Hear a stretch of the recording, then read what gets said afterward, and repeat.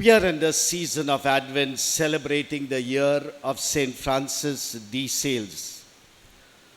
In the past months, we have reflected on devotion prayer. We have seen how to live every day with Jesus, and we have reflected on the virtues of humility and patience that we need on our journey to holiness. We are on a journey to holiness. And in this season of Advent, we will soon celebrate Christmas. The Christmas story has many journeys. Think of the journey Mary made to her cousin Elizabeth, the journey Mary and Joseph made for the census, the journey of the shepherds, the Magi, the journey to the temple of Jerusalem. This month, my dear sisters and brothers, I would like to focus on Jesus, Mary, and Joseph, who constitute the Holy Family. Christmas is a feast of the family. We will see how the Holy Family were, who they were, and at their best. What images come to our mind when we see or hear the words Holy Family? Chances are you imagine a serene setting in which a mother and a father took lovingly upon their son. You might imagine these people for whom everything goes smoothly. There are no conflicts, no challenges, no problems, no. In other words, the Holy Family evokes a romanticized portrait of family life. The Gospels, however, point a very different picture of the lived experience of the Holy Family. In Luke chapter 2, verses 41 to 51, it tells the story of Joseph, Mary, and Jesus making a family pilgrimage to the temple of Jerusalem. Noticing that Jesus was missing a day after leaving Jerusalem to return home, one can imagine the brief yet troubling interchange between Mary and Joseph. He isn't with me. I thought he was with you. You mean he isn't? Well, where is he? What parent hasn't experienced the sickening fear and panic of not knowing where one's son or daughter has gone, if only for a second or two? Of course, Mary and Joseph should find Jesus in the temple upon returning to Jerusalem. Notwithstanding their son's explanation that he had to be about his father's business, one can easily imagine how Jesus got a earful from the parents. This wasn't the first experience of trouble for the Holy Family. In fact, challenges faced them from the very beginning of their experience as a family. St. Francis de Sales says, "Consider the vicissitudes and changes, the alternations of joy and sorrow we find in the Holy Family. What joy, what jubilation for Our Lady to receive the tidings from an angel that she would bear the eternal Word." By contrast, consider Saint Joseph. Seeing that she was with child and knowing that it was not by him, into what affliction and distress he no doubt plunged. Francis continues to illustrate how very human this Holy Family was. When Our Lady brought forth her son, the angel announced of her birth. The shepherds and the Magi came to adore him. What rejoicing and consolation was theirs, and all this activity and attention. But wait, a little later, The angel of the Lord said to Joseph in a dream, "Take the child and his mother and flee into Egypt." Oh, how great a subject this must have been to Our Lady and Saint Joseph. While the ups and downs, the joys and pains of Jesus, Mary, and Joseph have something to teach us, there is a deeper lesson here for any and all of us who try to maintain and mature holy families in 2022 and beyond. It all boils down to this. We need to consider how the Holy Family faced life's realities with its mixture of triumph and tribulation. We must consider the great peace and serenity of mind and heart of the Blessed Virgin and Saint Joseph, shown in their constancy and all their unexpected events that befell them. The measure of a holy family is not found in what happens or does not happen to its members. Rather, a holy family is one that demonstrates and practices a certain grace and confidence when faced with the events of daily living, especially the unexpected ones. St. Francis de Sales urges us, consider whether we are justified in being surprised and troubled when we meet with similar accidents in the house of God. We must repeat over and over again to ourselves so as to be more deeply impressed upon this truth in our minds, that no turn of events must ever carry away our hearts and minds in display of temper, for unevenness of temper proceeds from no other source than our own passions and preferences.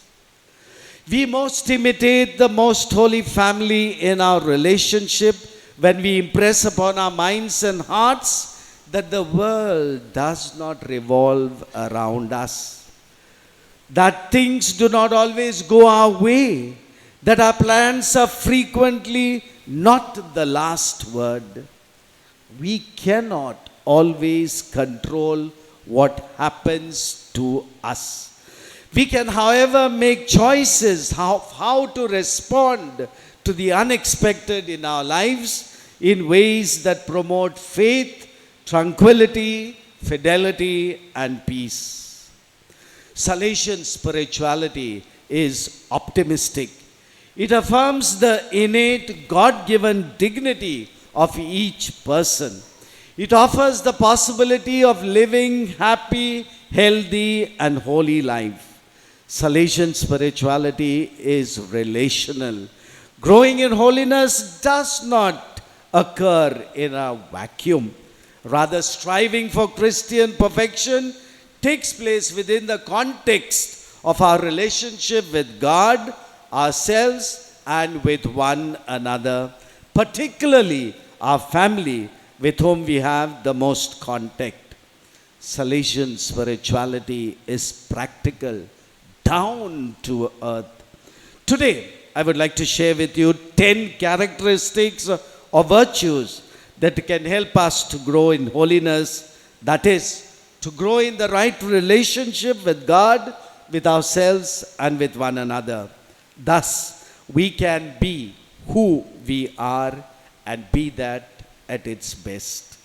First, have confidence in the goodness, love, and compassion of God. Trying to live a holy life can be frustrating, for we are not perfect people. Sin, fear, weaknesses, temptations, and host of other experiences can cause us to stumble or fall. Do not worry about our perfection or about our soul. God will take care of it and fill it with all the graces needed for your growth. Second, be humble. Live in the truth of what you are in the sight of God. Name your weaknesses, name your strengths, Most of all, name your need for God's love, mercy, and forgiveness. Sometimes St. Francis de Sales says, we so much occupy ourselves with trying to become like or live like angels that we neglect to be good men and good women. Thirdly, be gentle. Live in the truth of who you are in relation to yourself and to others. Put yourself in others' shoes. Treat others the way you want to be treated. Powerful is St. Francis de Sales' insight. Nothing is so strong as gentleness. Nothing is so gentle as real strength. Fourth, be patient. Wanting things too quickly can be counterproductive.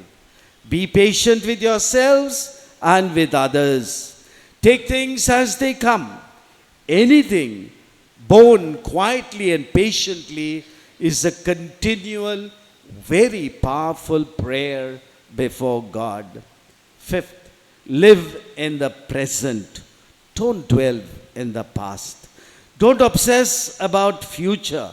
Carpe diem. Seize today. Master the moment. To advance well, St. Francis de Sales says, we must apply ourselves to make good way on the road nearest to us and to do today's journey. Sixth, pick up your battles. Be steadfast on principles. Be flexible in details. Blessed are the hearts that bend, observes St. Francis de Sales. They will never break. Seventh, do little small things well. Why wait for some one-time opportunity to do a great thing and risk missing the countless opportunities each day to perform simpler ones with great attention, passion, and zeal? We cannot always offer God great things, but at each instant we can offer little things with great love. Eighth, remain focused on your happiness, health, and holiness. You can't give what you don't have. We can be so concerned about others' welfare that we might neglect our own. St. Francis de Sales cautions us, do not sow crops of good intention in your neighbor's garden. Rather, cultivate your own. Ninth, strive for a balance. Avoid extremes. He says, salt and sugar are both excellent things, but too much of either spoils the dish. Finally, maintain and make good friendships. Don't be a lone ranger. Seek out friends in friendship who can support you, encourage you, understand you, challenge you in your desire to grow in happiness, health, and holiness. The book of Sirach says it best. A faithful friend is the medicine of life and of immortality. In the days ahead, my dear sisters and brothers, let us be what we are and be that well, so that we may bring honor to the master craftsman whose handiwork we are. Suppose you had a beloved cat who died, and you asked a painter to do a painting for your home, and the artist came up with a picture of a bull. Or perhaps you grew up with a favorite black and white dog your family had named Pepper. You had photographs to give to a commissioned artist for a portrait, but the portrait that came back to you was of a large-scale pepper shaker with a matching salt shaker in the background. A bit ridiculous, don't you think? But how often have we wanted to be someone else who looked more handsome or pretty, we thought, or played the guitar so well, or was tall enough and coordinated enough to dunk the basketball, or smart enough to see every test? Wouldn't our energy and plans and practice be focused more on what we are and what we can become? And of course, we don't even have the potential to be someone else, let alone be angels. But we do have the potential to be good persons, don't we? Every day we ask ourselves, how can I be a good person today? How can I be my best self? In every day, we were all good men and women. How different the world might be, how different our families will be, how different our parish will be.